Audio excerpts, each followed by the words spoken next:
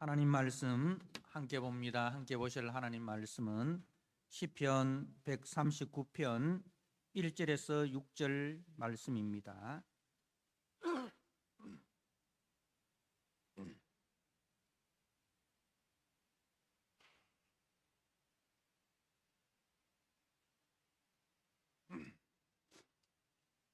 시편 139편 1절에서 6절 말씀, 주신 말씀을 봉독드립니다. 여호와여, 주께서 나를 살펴보셨으므로 나를 아시나이다. 주께서 내가 앉고 일었음을 아시고 멀리서도 나의 생각을 밝히 아시오며 나의 모든 길과 내가 눕는 것을 살펴보셨으므로 나의 모든 행위를 익히 아시오니 여호와여, 내 혀의 말을 알지 못하시는 것이 하나도 없으시니이다. 주께서 나의 앞뒤를 둘러사시고 내게 안수하셨나이다. 이 지식이 내게 너무 기이하니 높아서 내가 능히 미치지 못하리이다. 아멘. 하나님 아버지, 우리를 사랑하시되 어제나 오늘이나 영원토록 동일한 사랑으로, 변함없는 사랑으로 우리를 사랑하여 주시니 감사합니다. 우리 주 예수 그리스도께서 이 땅에 오셔서 주께서 택하신 주의 백성들을 구속하기 위하여 자신의 몸을 들여 자신의 피로 그 모든 죄를 대신 짊어지시고 진노를 받아, 하나님의 진노를 받아 우리를 그 죄와 사망에서 구원하여 하나님의 거룩한 백성 되게 하시고 지금 또 성령 하나님을 보내주셔서 우리가 알든 우리가 모르든 우리가 인식하든 못하든 늘 우리 곁에 우리와 동행하시고 우리를 붙들어 주시는 그 성령 하나님의 은혜를 감사합니다. 다시 한번 말씀을 통해서 하나님 아버지가 우리에게 베푸신 사랑, 그 은혜를 우리가 깨닫게 하시고 그 은혜, 그 사랑에 감사하며 감격하며 우리의 온 마음과 온 힘을 들여 그 하나님을 사랑하고 주께서 세우신 주님의 몸된 교회와 형제를 더 사랑하는 은혜로운 시간 되게 하여 주옵소서.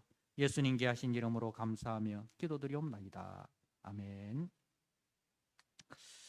오늘 시편 139편 1절에서 6절의 말씀을 가지고 나를 아시는 주님이라는 제목으로 주신 말씀을 함께 나누고자 합니다. 오늘 시편 139편에 그 파란 글씨로 이제 쓰여져 있는 것을 보면 다윗의 시 인도자를 따라 부르는 노래라고 그렇게 기록이 되어 있습니다.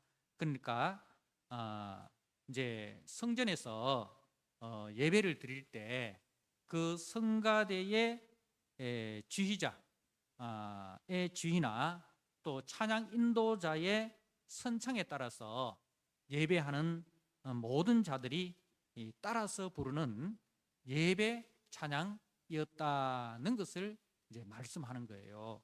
그래서 이제 다윗의 시이면서 예배 때 부른 예배 찬양이었다는 겁니다.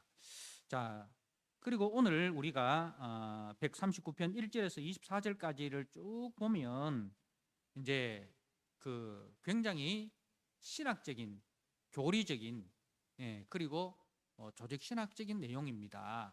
1절에서 6절의 말씀을 가지고 우리 조직 신학을 배우면 하나님의 전지하심, 모든 것을 아시는 하나님, 모든 것을 아시는 하나님. 그러니까 보이는 것만 우리는 볼 수 있지 않습니까? 빛이 있어야만 우리는 볼 수 있지 않습니까? 그런데 하나님은 보이지 않는 것까지, 빛이 없는 곳이나 빛이 있는 곳이나 관계없이, 그래서 이제 우리가 성경에 보면 요나가 하나님의 말씀을 떠나서 이제 배를 탑니다, 그죠? 근데 배 어디로 갑니까? 제일 밑으로 내려갑니다. 예.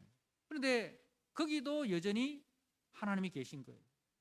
그리고 하나님께서 그 요나를 이제 물고기 뱃속에 집어넣지 않습니까? 근데 그 물고기 뱃속에서 요나가 기도합니다. 그죠? 근데 그 물고기 뱃속에서 기도하는 요나의 기도를 우리 하나님이 들으시고 응답하십니다. 그러니까 우리 하나님은 이제 모든 것을 아시는 주님이시다. 우리는 소리가 들려야 이제 알 수 있지 않습니까? 근데 우리 하나님은 소리 없이 마음으로 기도하는, 그죠? 마음으로 기도하는 그 기도도 우리 하나님이 다 들으십니다. 아시는 거죠. 그리고 또 우리 하나님이 히브리어로만 기도하는 기도를 들으신다면 얼마나 힘들겠습니까? 헬라어로 기도하는 기도, 성경의 언어가 히브리어고 헬라어인데, 그죠? 히브리어와 헬라어로만 기도하는 걸 들으시는 하나님이라 하면 우리 얼마나 힘들겠습니까? 근데 우리 한국어로 기도해도 다 아시죠? 우리가 알 수도 없고 문자도 없는, 그죠? 문자도 없는 그런 이 전도 종족들, 이 기도하는 것도 우리 하나님이 다 아신다는 거예요. 참 얼마나 참 신기합니까? 우리 하나님은 다 아시는 주님, 전지하신 주님이랍니다. 자, 그리고 이제 7절을 보면 내가 주의 영을 떠나 어디로 가며 주의 앞에서 어디로 피하리까? 내가 하늘에 올라갈지라도 수월에 내 자리를 펼지라도 거기 계십니다. 그러니까 하나님은 아니 계신 곳이 없으시다. 이걸 가지고 하나님의 편재성, 우리가 하나님의 무소부재하신 편재성, 어느 곳이나 아니 계신 곳이 없으시다는 거예요. 근데 이런 이제 조직신학적인 건데, 교리적인 건데, 근데 그 교릭하면 좀 딱딱하잖아요, 그죠? 조직신학 하면 이렇게 좀 딱딱하게 들리는데, 그런데 전혀 여러분들 이 말씀을 읽어보면 딱딱하다고 느껴집니까? 전혀 딱딱하지 않습니다. 근데 그 굉장한 그 신학적인 것을 다윗이 자신의 삶의 체험을 통해서 아주 친근하게 누구나 다 알아들을 수 있도록, 그죠? 누구나 다 알아들을 수 있는 아주 친근한 언어로 하나님을, 내가 만난 하나님, 내가 경험한 하나님을 이야기를 합니다. 이야기를 합니다. 그래서 이제 예전에는 우리가 교리를 많이 배웠어요. 제가 어렸을 때만 해도 꼭 예배 시작 30분 전에 우리 장로님들이 나오셔서 장년부 공과를 했습니다. 그래서 총회에서 나는 장년부 공과책이 있어요. 그 공과책을 가지고 30분 동안 공부를 했습니다. 그러니까 교릭하면 사람들이 딱딱하다, 지겹다, 어렵다 이렇게 이제 하는데, 근데 교리는 반드시 필요합니다. 성경의 내용을 이제 이 체계적으로, 조직적으로 설명해 놓은 것이, 그게 이제 교리고 조직신학이거든요. 근데 교리를 교리로서 설교하면 안 돼요. 교리를 어떻게 우리의 일상 언어로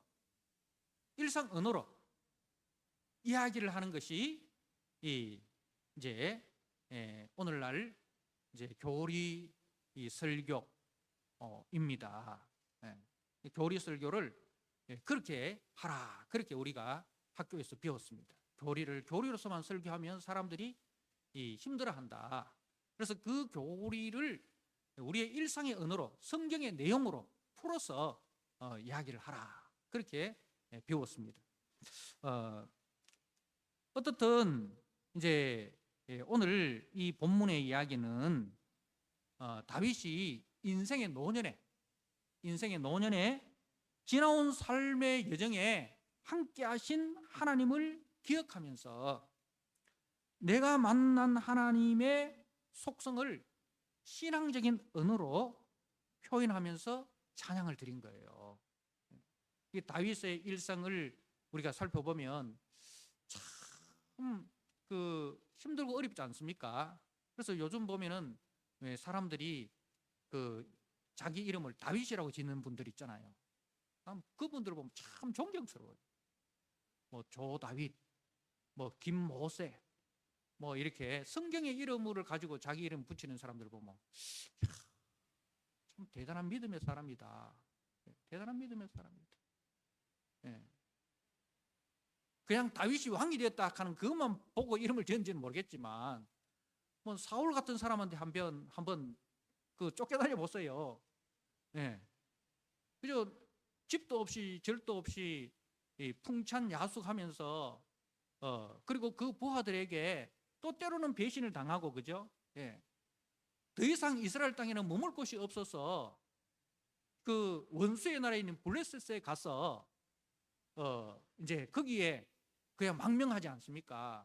근데 왕은 망명을 받아줬는데 신하들이 어떻게 합니까? 신하들이 안 받아주잖아요. 그래서 죽음의 참 찰나에 어떻게 피합니까?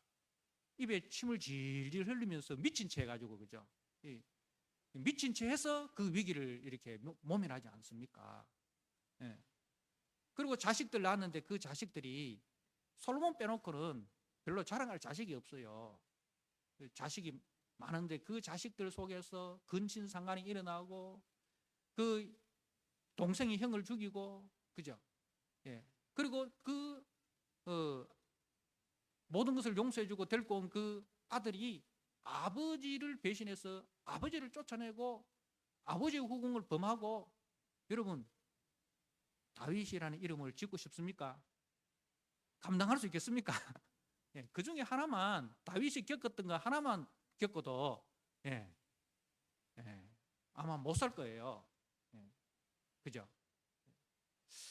어떻든 다윗이 그 인생의 노년에 지나온 그 삶의 그 모든 여정을 생각해 보면서 조금 전에 이야기했던 그 사울에게 쫓기고 그리고 더 이상 이스라엘은 발붙일 것이 없어서 블레셋으로 도망하였다가 거기서도 죽을 고비를 넘기고 그리고 이제 심지어는 믿었던 그 부하들로부터 그죠? 배신을 당하기도 하고 자식들이 서로 간에 근친상간을 하고 형제 간에 난을 일으켜서 죽이기도 하고 그리고 그 자식이 아버지를 배신하여 아버지를 쫓아내기도 하는 이런 고통의 순간 그 고난의 시간 속에서 다윗은 지금 생각해 보니까 참 하나님의 은혜였구나. 하나님의 은혜였구나. 그 순간 다윗은 사람을 의지할 수가 없었어요. 사람을 의지할 수가 없었어요. 그래서 그 순간 다윗은 누굴 찾았습니까? 하나님을 찾을 수밖에 없었어요. 아마 다윗이 믿음이 좋아서 하나님을 찾은 것도 있지만 어떻게 생각해 보면 도무지 세상에 믿을 수 있는 사람이 없으니까 하나님 앞에 나아갈 수밖에 없었던 거예요. 다윗이 원래 믿음이 좋았던 것도 있겠지만 그런 사람 몇 명 되겠습니까? 살다 보니 사람한테 치여서 더 이상 의지할 데가 없었어. 그래서 비로소 찾아 나온 게 어디예요? 새벽기도 아닙니까? 그래서 새벽기도 나오잖아요. 그 새벽기도 나오시는 제가 어렸을 때만 해도 새벽기도 가면 그렇게 우시는 권사님, 집사님들이 많으셨어요. 그 시골 교회는 이렇게 의자가 아니고 그냥 마룻바닥이지 않습니까? 그죠? 마룻바닥에 이제 방석 깔아놓고 그렇게 이제 기도를 하시는데 새벽에 자주는 못 나갔지만 한 번씩 새벽기도 나가 보면 여기서도 울고 저기서도 울고 온통 교회가 눈물바다가 돼가지고 여기도 훌쩍 저기도 훌쩍 그렇게 그런 이제 시절이 있었습니다. 왜 그러냐? 어디 하소연할 데 없는 거예요. 힘들고 어려운데 시집살이도 힘들고 자식 키우기도 힘들고 남편도 힘들고 이웃도 힘들고 그죠? 돈 없어 힘들고 사람 관계가 힘들고 일이 힘들고 모든 게 다 힘든 거야. 근데 이걸 어디 가서 이야기할 데가 없는 거야. 친정 가서 친정 식구들한테 이야기하면 니는 그 집 사람이지 우리 집 사람 아니다. 친정에서 그냥 믿었던 친정에서도 출가 외인이다 하면서 안 받아줘. 물론 이제 그 어려움을 아니까 이야기를 들어줘도 어떻게 해결을 할 수 있는 방법이 없으니까 그렇겠죠. 그러니까 나갈 데가 어디밖에 없습니까? 주님밖에 없는 거예요. 주님. 그래서 기도하려고 하는데 뭐부터 납니까? 눈물부터 나는 거죠. 눈물부터 나는 거죠. 그랬던 이제 시절이 있었습니다. 다윗도 그랬습니다.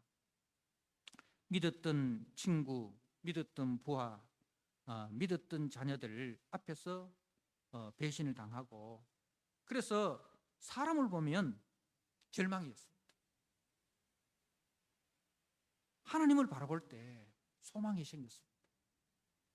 그 이유는 하나님만이 자신의 형편과 더 나아가 자신의 속마음을 아시는 분임을 다윗이 알았기 때문입니다. 자, 우리가 시편 3편을 한번 보시기 바랍니다.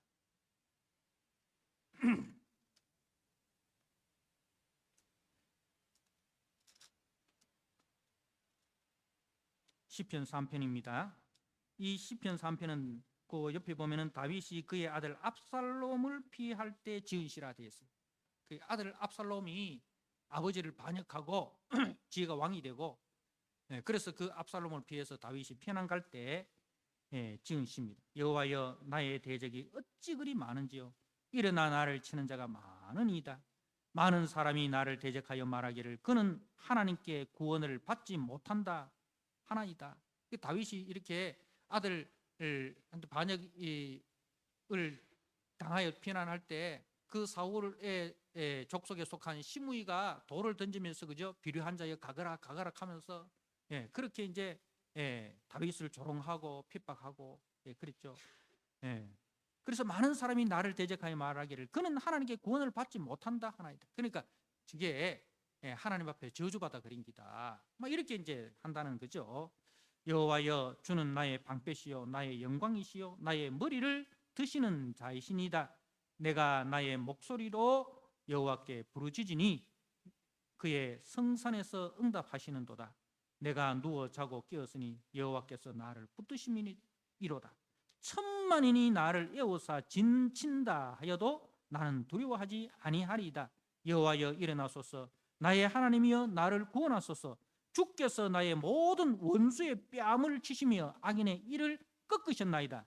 구원은 여호와께 있사오니 주의 복을 주의 백성에게 내리소서. 아멘. 자, 그리고 4장 4절에서 8절 말씀을 한번 보십시오. 4절입니다. 너희는 떨며 범죄하지 말지어다. 자리에 누워 심중에 말하고 잠잠할지어다. 의의 제사를 드리고 여호와를 의지할지어다. 여러 사람의 말이 우리에게 선을 보일 자 누구냐 하오니 여호와여, 주의 얼굴을 들어 우리에게 비추소서. 주께서 내 마음에 두신 기쁨은 그들의 곡식과 새 포도주가 풍성할 때보다 더하니이다. 내가 평안히 눕고 자기도 하리니 나를 안전히 살게 하시는 이는 오직 여호와이시니이다. 오늘 본문의 고백이 다윗의 고백을 넘어서 우리 모든 성도들을 자신의 고백으로 주어졌음을 아시고 나의 고백으로 드려지는 은혜가 있으시길 바랍니다. 자, 먼저 다윗이 고백하는 하나님은 나의 모든 것을 아시는 하나님이시다는 겁니다. 자, 오늘 말씀을 한번 보십시오. 1절에 여호와여, 주께서 나를 살펴보셨으므로 나를 아시나이다. 주께서 내가 앉고 일어서심을 아시고 멀리서도 나의 생각을 밝히 아시오며 나의 모든 길과 내가 눕는 것을 살펴보셨으므로 나의 모든 행위를 익히 아시오니 여호와여, 내 혀의 말을 알지 못하시는 것이 하나도 없으시니이다. 그러니까 아신다는 말이 계속해서 반복이 되는 거예요. 자, 주님이 나를 아시는데요. 그런데요, 여러분, 만약에 제가 하는 일을, 제가 마음에 품고 있는 생각이나 제가 어제 한 일을 다 아는 분이 있다 하면 여러분 기분이 어때요? 네. 나는 네가 어제 한 일을 다 알고 있어. 그죠? 근데 하나님께서 말이죠. 그냥 뭐 우리의 행동뿐만 아니라 행동을 다 아신다 하면 그래도 행동 그 전에 조심할 수 있잖아요. 그죠? 그런데 그것도 힘들지만은 그런데 우리의 생각까지 아시고 우리의 말의 그 배후까지 의중, 목적까지 다 아신다 하면 여러분 그 하나님 앞에 당당할 사람 누가 있습니까? 근데 중요한 건 뭐예요? 하나님이 우리를 감시하기 위해서 아시는 게 아니에요. 자, 우리가 갓 태어난 아이가 있습니다. 갓난아기 있습니다. 애가 웁니다. 그러니까 엄마가 어떤 마음으로 그 아이를 살핍니까?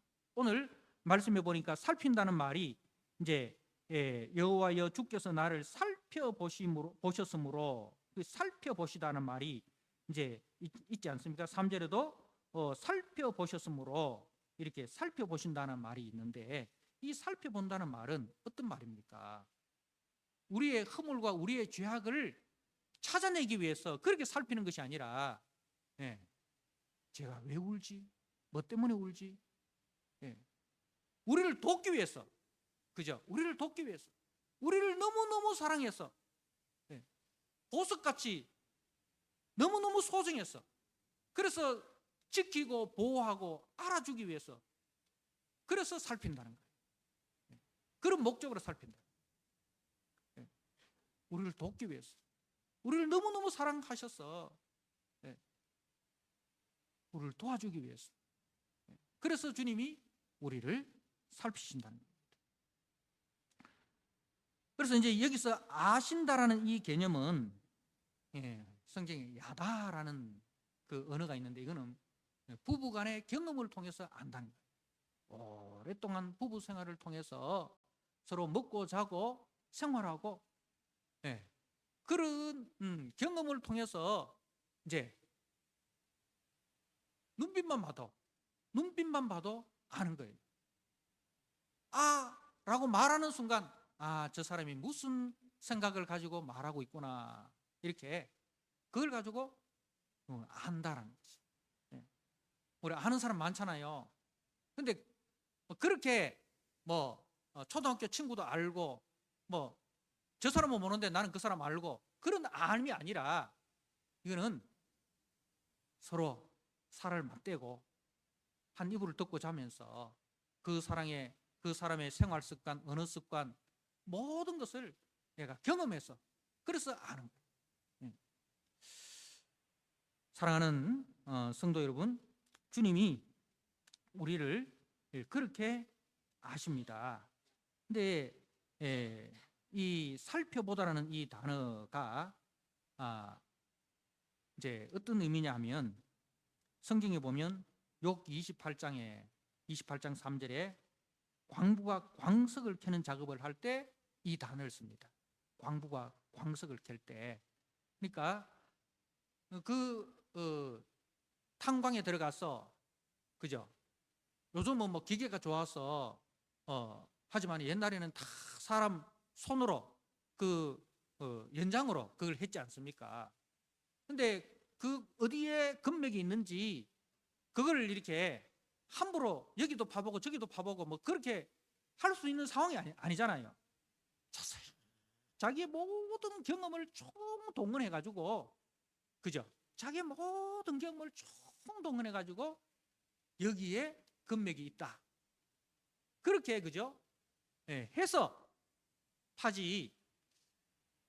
여도 한 파보고 저도 한 파보고 그럴 수 있는 환경이 아니잖아요. 포크레인이 있는 것도 아니고 뭐 탐사할 수 있는 뭐 땅속을 볼 수 있는 그런 기계가 있는 것도 아니고 그러니까 얼마나 신중하게 살피겠습니까? 살피보다는 그런 그 광부가 광석을 캘 때 사용하는 단어가 이 살핀다는 거예요. 하나님께서 우리를 살피시는데 그렇게 살피신다는 거예요. 대충 이렇게 살피는 게 아니고 그리고 또 이 살핀다는 단어가 쓰이는 본문에 보면 신명기 13장 14절을 보면 법적 분쟁에서 증거를 저울질할 때 그러니까 이 이야기는 신명기 13장에 보면 이런 이야기가 있어요. 어떤 동네에 불량배, 이 불량배라는 것은 뭐냐면 이단입니다. 여호와의 이름을 저주하는 그런 이 이단이 생겼어요. 근데 그 이단이 생기면 어떻게 해야 돼요? 반드시 찾아내서 심판을 하고 죽여야 됩니다. 자, 그런 소문이 들릴 때 그 소문을 듣고 바로 판단하면 안 돼. 어떻게 해야 돼요? 그것이 진짜인지 가짜인지, 그 소문이 진짜인지 가짜인지. 왜? 사람의 생명이 걸린 이 문제이기 때문에 신중히 살펴야 돼요. 이 사람도 만나고 저 사람도 만나고 해서 모든 증거를 다 수집을 해가지고 이 사람이 불량배구나. 그 소문이 뜬 소문이 아니고 진짜 소문이구나. 그렇게 이제 증거를 수집을 할 때 그때 쓰는 단어가 살핀다. 그리고 또 한 군데 있는데 사사기 18장에 보면 이제 적진을 정탐할 때 정탐꾼들이 그 적진 속에 들어가서 이제 정탐을 합니다. 대충 장 보듯이 그렇게 정탐은 하면 안 되잖아요, 그죠? 제대로 정탐을 해야 우리가 얼마의 군사로 어느 시기에 어디를 공격해야 우리가 이게 승산이 있다. 잘못 정탐을 해가지고 잘못 보고하면 어떻게 됩니까? 자기의 말로 인해서 우리 아군이 전멸당할 수 있는 그런 거죠. 일들이 생기기 때문에 정탐을 할 때 아주 신중하게 자기의 신분도 드러나지 않아야 되겠고 자기의 신분이 드러나지 않는 상황에서 그죠? 아주 적군들이 얼마고 어떤 무기를 가지고 있고 어느 쪽이 약하고 이런 걸 살펴. 이게 그때 쓰는 단어가 오늘 이제 나를 살펴보셨으므로 할 때 이 살피다는 거예요. 주님이 우리를 그렇게 심하게 세밀하게 그렇게 살피십니다. 지금 이 순간에도 우리 주님이 살피십니다. 누가 잘 듣고 있는지, 누가 졸고 있는지, 누가 집에 가스불 껐는지 안 껐는지 그 생각하고 있는지 저는 모르지만 주님이 다 살피십니다. 저는 주님 믿고 그냥 이야기할게요. 자, 이제 그런데 이런 그 살피시는 하나님이 오늘 말씀에 보니까 1절에는 여호와여 주께서 이렇게 하고 그 다음에 뒤에 가면은 또 17절에 보면 하나님이여 주의 생각이 이렇게 하나님이여 하나님에 대한 이름이 몇 가지가 소개되고 있습니까? 여호와, 주님, 그리고 하나님 이렇게 세 가지로 소개되고 있습니다.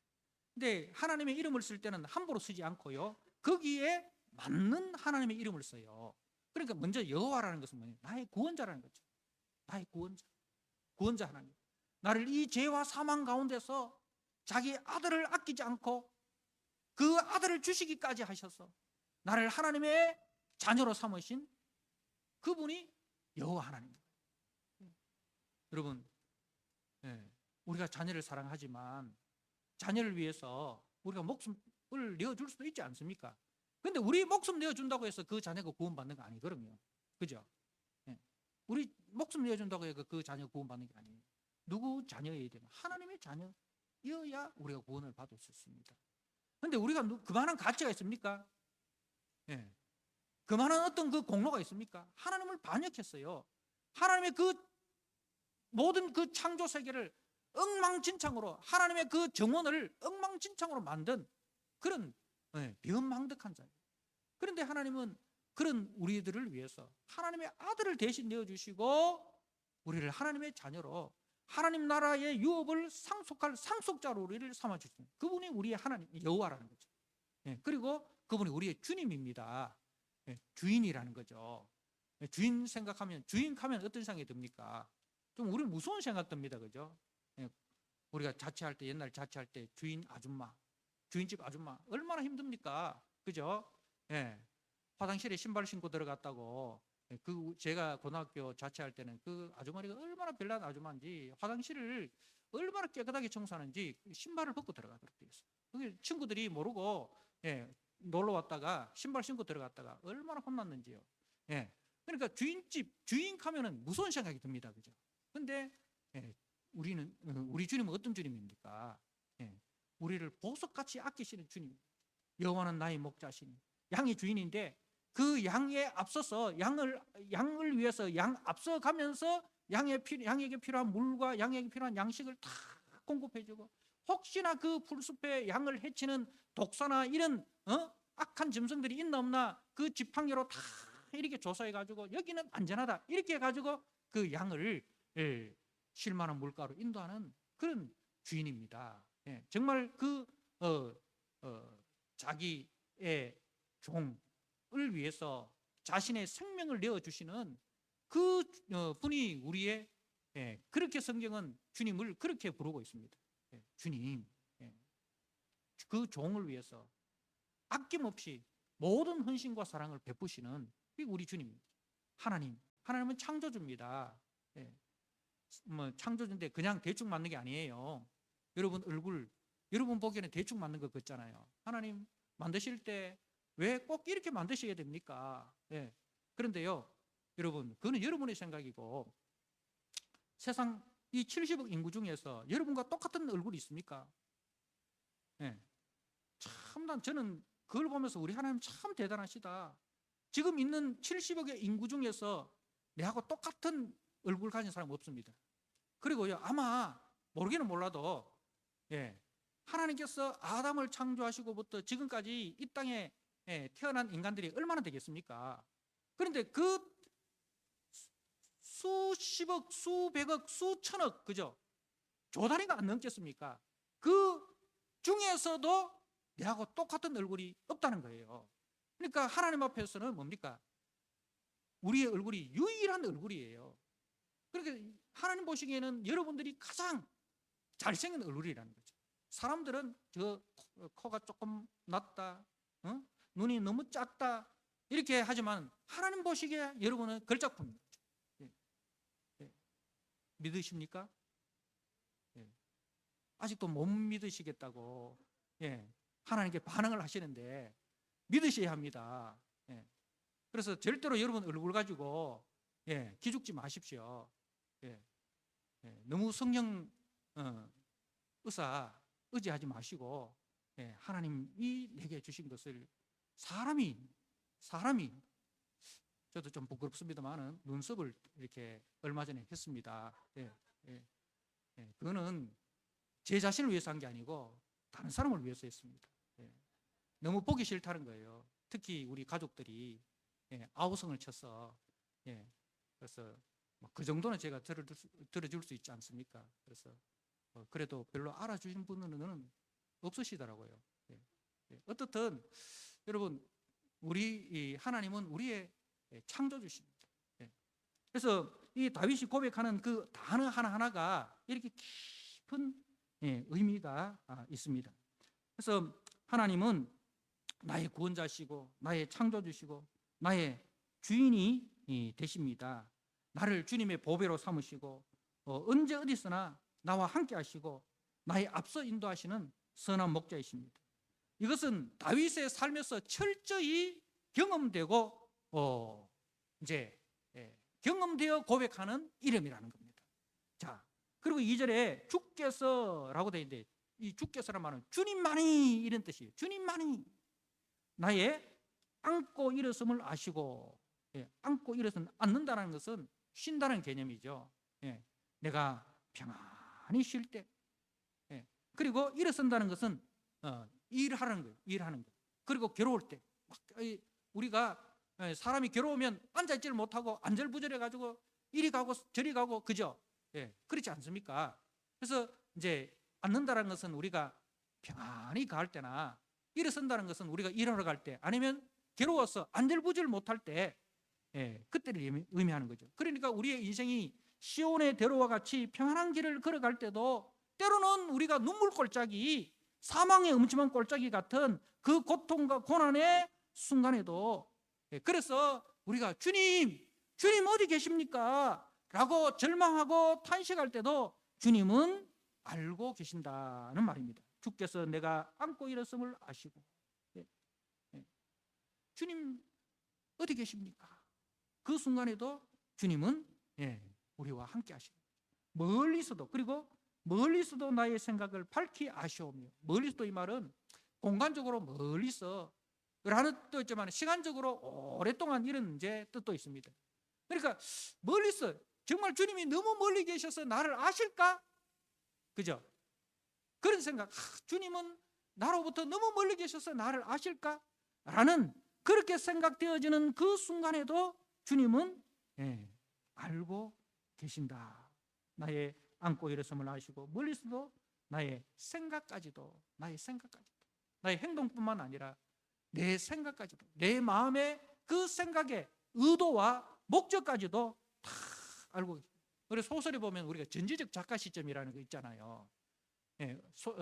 작가가 소설을 쓸 때 전지적 작가 시점이라는 게 있어요. 그래서 어떤 사람, 어떤 주인공을 이야기할 때 그 주인공의 행동뿐만 아니라 그 주인공이 이런 행동을 하게 된 마음의 생각, 그 의도, 목적, 그것까지도 다 이렇게 이야기합니다. 그러니까 그 소설에서 이 작가는 뭐가 되는 거예요? 창조주가 되는 거예요. 그 한 인물을 그렇게 만들어가는 거죠. 그러니까 하나님께서 이 전지적 작가의 시점으로서 우리 인생의 내면까지도 속속들이 다 알고 계신다는 거죠. 그래서 3절에 보면 나의 모든 길과 내가 눕는 것을 살펴보셨으므로 나의 모든 행위를 익히 아시오니 여호와여 내 혀의 말을 알지 못하는 것이 하나도 없으시나이다. 혀의 말도 여러분 우리가 살다 보면 이런 말 하잖아요. 부부간에 막 힘들고 막 그 어려운 일이 있을 때 힘들면 좀 이야기해봐라 하면 뭐 갑니까? 꼭 그걸 말로 해야 하나? 꼭 그걸 말로 해야 하나? 하잖아요. 그 말은 무슨 뜻이에요? 우리는 말을 주고받지 않아도 알 수 있는 그런 사이다. 그런데 못 알아주니까 섭섭하다는 거죠. 섭섭하다는 거죠. 그런데 그래서 이제 그 다음에는 뭐 갑니까? 내가 아무리 말해도 너는 내 마음 몰라. 내가 아무리 말해도 너는 내 마음 몰라. 그래서 이제 너무 섭섭해서 입을 싹 닫아버리죠. 입을 닫아버려. 왜? 내가 말해봤자 내 입만 아프고 말해봤자 너 또 딴소리 할 끼고 그래서 입을 닫아버려. 그래서 우리가 인격이 깊어지면 뭐가 줄어듭니까? 말수가 줄어듭니다. 인격이 깊어지면 말이 줄어듭니다. 또 말이 많다고 해서 인격이 또 이렇게 그런 건 또 아니에요. 자, 그러니까 하고 싶은 말이 있어도 참을 때가 많습니다. 때로는 억울하고 원통하고 오해를 받는 그런 순간에도 그죠? 우리가 말을 뱉으려고 하다가 집어삼키죠. 나의 마음을 내 사랑하는 배우자도 내 부모도 내 자녀도 내 형제도 내 친구도 몰라줄 때가 많습니다. 그러나 그때도 주님은 나를 아십니다. 그때도 주님은 나를 아십니다. 여러분 우리가 이 언어락 하는 거 우리를 표현하는 가장 좋은 수단이지만 어떻습니까? 이 말을 하다 보면 말의 한계를 느낍니다. 말을 하다 보면 말의 한계를 느끼잖아요.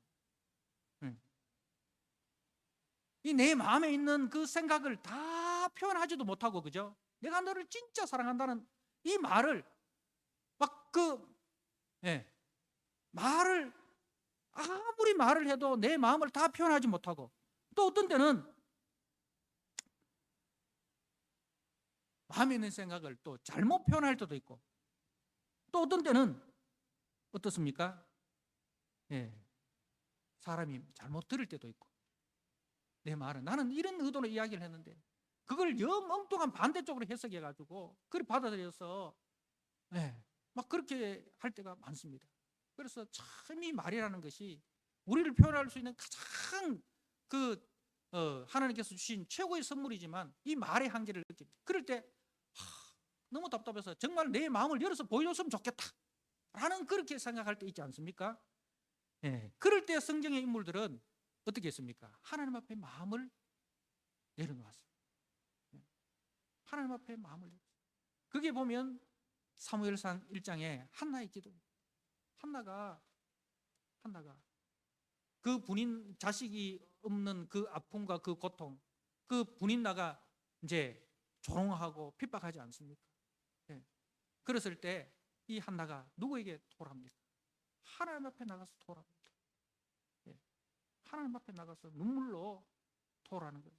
여러분, 교회 안에서도 마찬가지입니다. 우리가 신앙생활을 하다가 정말 나는 이런 뜻으로 이야기를 했는데, 나는 이런 뜻으로 행동을 했는데, 나는 이런 뜻으로 했는데 받아들이는 사람이 그 내 속마음을 모르고 오해를 하고, 그래서 힘들어질 때, 그래서 말을 또 합니다. 말을 하는데 진짜 내 마음을 이렇게 표현하고 싶은데 말하다 보니까 그게 표현이 제대로 안 돼. 그리고 또 그게 또 오해가 돼. 어떻게 해야 되겠습니까? 네. 주님 앞에 마음을 토하시. 어떻게 했습니까? 주님 아시지요? 주님 아시죠? 아무리 말을 해도 주님이 그 마음을 열어주시고 우리 사이에 있는 모든 오해를 풀어주시고 주님이 그 마음에 은혜를 부어주시고 그리고 내가 그것까지도 내가 이해하고 그것까지도 받아들일 수 있는 그런 마음을 주십시오.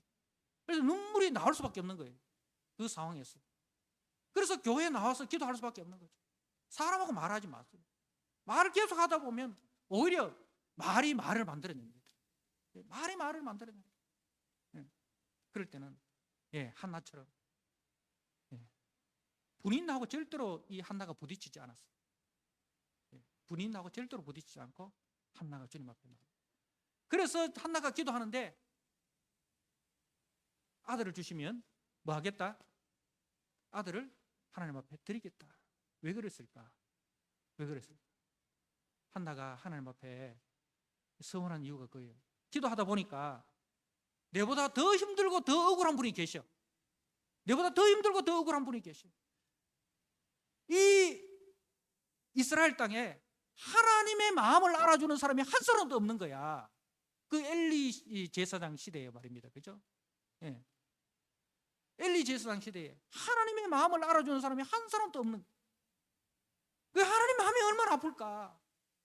예. 하나님 마음이 얼마나 힘들까? 내가 힘들어서 기도하는데 오히려 그 속에서 하나님의 마음을 보게 되는 거예요. 그래서 이제 한나가 어떻게 합니까? 하나님 내게 아들 주시면 그 아들 하나님께 드려가지고 그 아들로 하여금 하나님의 마음을 알고 하나님의 마음을 전하는 사람으로 내가 키워내겠습니다. 그 기도를 한 거예요. 그 소원의 기도를 한 거예요. 한나의 기도가 자신을 위한 기도에서 누구를 위한 기도로? 하나님을 위한 기도로 바뀌는 거예요. 그게 기도입니다. 그게 기도입니다. 그 기도까지 여러분 나아가시. 나를 아시는 주님. 이제는 나도 주님을 좀 아시기 바랍니다.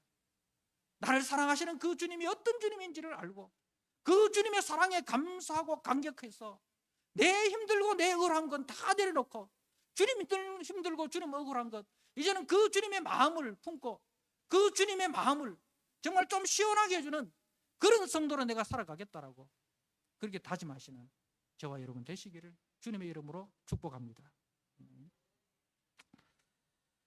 아버지 하나님, 나를 아시는 주님, 나를 아시기 위해서 무진장 노력하시는 그 주님, 이제 내가 주님의 마음을 알기 위해서 힘쓰는 자 되기를 원합니다. 이제는 형제의 마음을 알기를 힘쓰는 자 되기를 원합니다. 형제의 그 억울함과 형제의 오해를 풀어주기 위해서 하나님의 그 억울함과 하나님의 아픔을 풀어주기 위해서 나를 드리는 거기까지 우리 성도들이 나아갈 수 있도록 주님 은혜를 부어 주옵소서. 예수님 귀하신 이름으로 감사하며 기도드리옵나이다. 아멘.